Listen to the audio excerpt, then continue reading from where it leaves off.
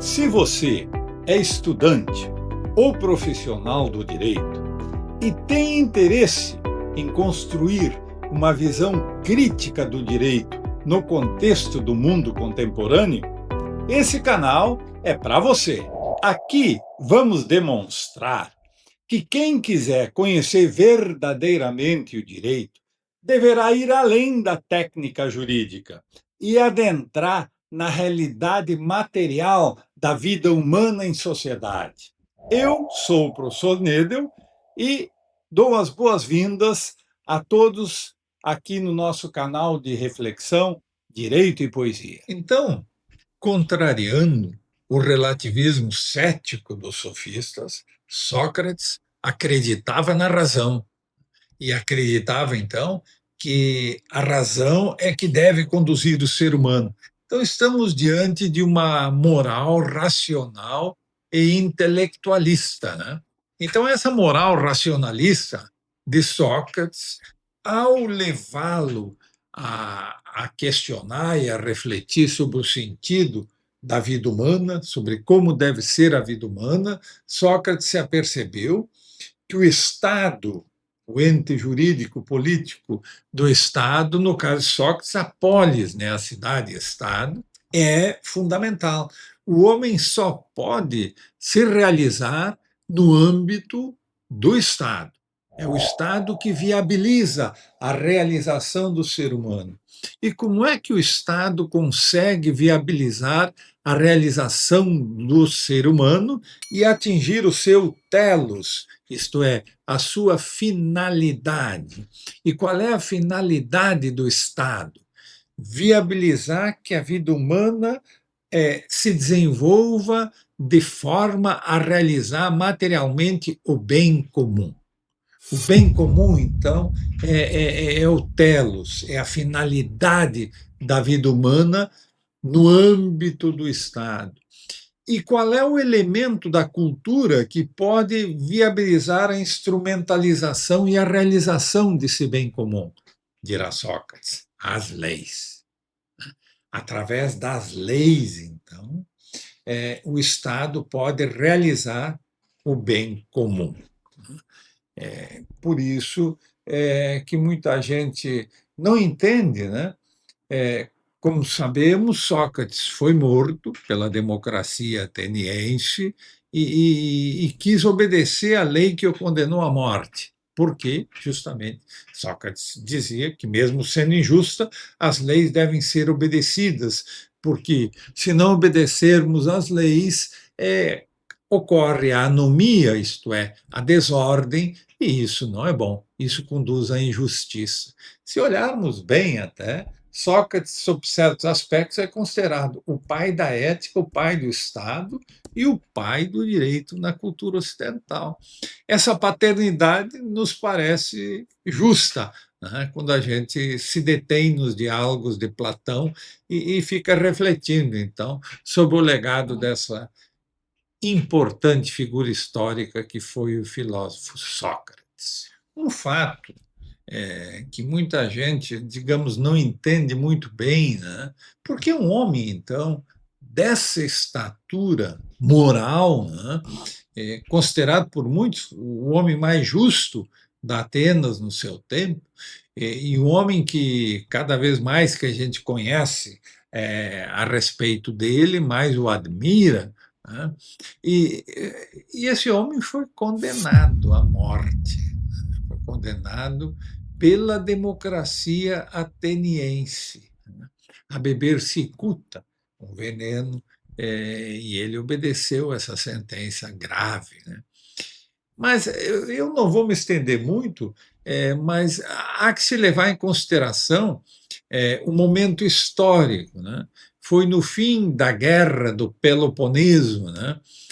A Guerra do Peloponeso foi a guerra que dividiu Atenas e Esparta, as duas grandes lideranças da Hélade, né, da Grécia toda, que a Grécia naquela época estava dividida em várias cidades-estados, e cada cidade-estado tinha a sua autonomia, inclusive tinha os seus deuses protetores e tinha a sua nomoi, o direito positivo e os seus valores, podemos dizer, e a sua ética, a sua moralidade.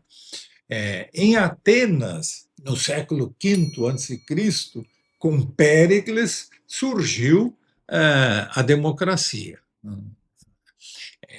Essa estruturação política tão relevante no contexto da cultura ocidental, né? E realmente, talvez o mais. É difícil dizer qual foi o mais eminente legado da admirável cultura grega, mas lá em Atenas, pela primeira vez, emergiu a democracia como orientação política da vida social. E também, no século V, que é considerado o século de ouro da filosofia, da cultura, no âmbito geral da cultura, em Atenas. Então, Atenas é realmente um lugar de grande efervescência cultural. Já ali perto existia uma outra polis importante, também forte, grande, que é Esparta. Ao contrário de Atenas, Esparta é uma, digamos assim, uma ditadura, né? Esparta é uma ditadura, uma tirania aristocrática, podemos dizer assim. Então, essa visão democrática de Atenas, Atenas quer se tornar, digamos assim, o farol, né? Quer se tornar hegemônica na orientação de toda a Grécia. E claro que entra em choque, então, com essa visão de Esparta, essa visão belicista de Esparta. O cidadão espartano ele já nascia preparado para a guerra e para servir o Estado sem nenhum questionamento. E se achava que ele não devia perder tempo em pensar coisas, perder tempo com filosofia, com ciência, com arte, etc. Isso só atrapalharia a firmeza do seu desenvolvimento. Já em Atenas, o contrário. Então, muitas polis, muitas outras cidades-estados, algumas se identificavam com Atenas e algumas com Esparta também. Então, esse confronto, pode-se dizer até ideológico político, né, acabou numa guerra que durou aí 28 anos, narrada brilhantemente pelo grande Tucídides, né, e Esparta venceu a guerra. Isso foi um golpe muito duro para Atenas e uma grande humilhação. Atenas foi derrotada por Esparta. E então, depois da guerra, a Esparta permitiu a reestruturação da democracia em Atenas. Esparta permitiu isso. Mas no primeiro ano impôs, digamos assim, um governo segundo, digamos, a orientação espartana. Foi o chamado governo dos 30 tiranos. E os 30 tiranos, então, eram impopulares e foram depostos um ano depois. Mas ocorre que muitos desses 30 tiranos, inclusive o seu líder maior, Critias, foi discípulo de Sócrates, como outros também dos 30 tiranos. Então havia uma desconfiança que Sócrates estava ligado ao partido aristocrático. Por isso que a democracia ateniense olhava a ele com desconfiança. E também a criticidade do seu ensinamento, né, incomodava muita gente. Sócrates era muito duro e crítico, né? E por isso criou-se um movimento que acabou condenando ele num processo formal e legal, democrático, de que ele estaria atentando contra os deuses e corrompendo a juventude com o seu ensinamento. Então, na Apologia de Platão, mais eminentes diálogos do grande filósofo, é feita a defesa de Sócrates. Sócrates se defende publicamente e aceita a condenação e bebe cicuta, né? O veneno que vai desestruturando as partes do organismo e vai cessando as funções vitais até que a pessoa morre. Então, no célebre diálogo Fédon, Platão narra a morte de Sócrates é algo até comovedor.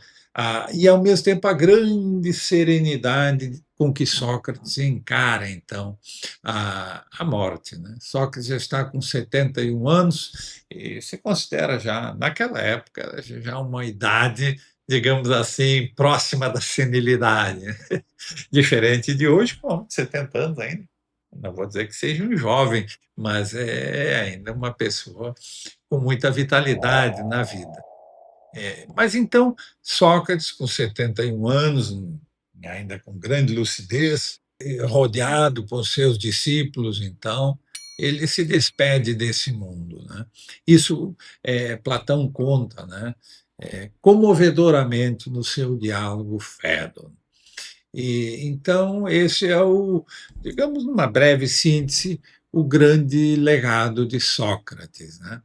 E Platão, seu brilhante discípulo, né, evidentemente que acompanhou essas lições, que, aliás, eram dadas em praça pública. Né? Lá na Ágora, em Atenas, Sócrates falava, ao contrário dos sofistas que cobravam pelo seu ensinamento e até enriqueciam, Sócrates não cobrava nada.